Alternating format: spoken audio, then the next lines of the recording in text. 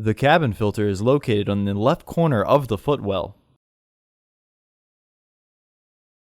You can remove the filter housing door by prying off the two front tabs or by grabbing the looped part of the door and pulling outwards to release it. Remove the old filter from the housing and clean out any debris inside.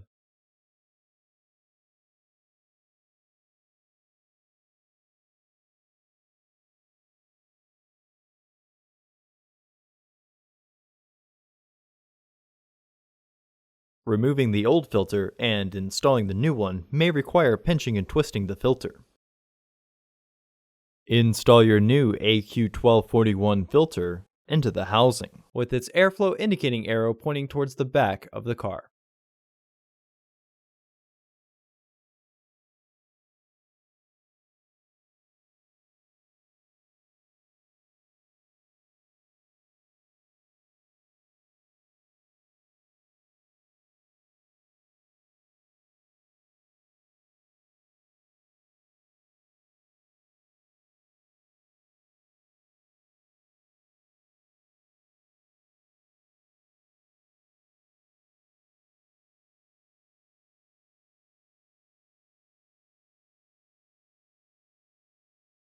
Reinstall the filter housing door.